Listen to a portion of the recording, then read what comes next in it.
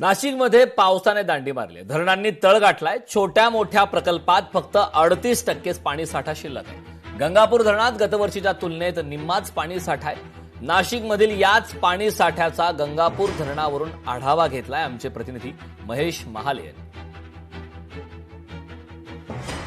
जूनचा शेवटचा आठवडा सुरू आहे तरी मात्र नाशिकमध्ये पाहिजे तसा पाऊस अद्यापही पडलेला नाही। यामुळे नाशिक जिल्ह्यातील धरणे कोरडे ठाक पडताना आपल्याला बघायला मिळत आहे। मी आता नाशिकच्या गंगापूर धरण परिसरामध्ये आहे। या ठिकाणी जर बघितलं तर गंगापूर धरणाने देखील तळ गाठलेला आहे।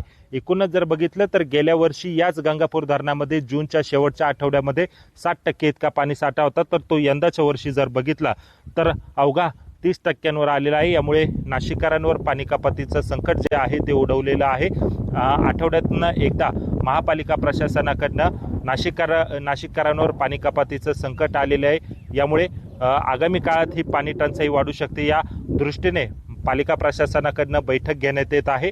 आपण जर बघितलं असेल तर नाशिक जिल्ह्यामध्ये जवळपास 26 प्रकल्प आहे। या 26 प्रकल्पांमध्ये फक्त 20% इतका पाणी साठा शिल्लक राहिलेला आहे। गतवर्षी हाच पाणी साठा 30% होता।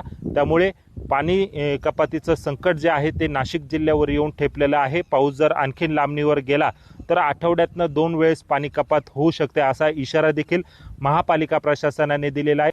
त्याच्यामुळं नागरिकांकडनं या बळीराजाकडनं पावसाची जी प्रतीक्षा आहे ती कायम असल्याचं आपल्याला बघायला मिळतंय। महेश महाले, लोकशाही मराठी, नाशिक।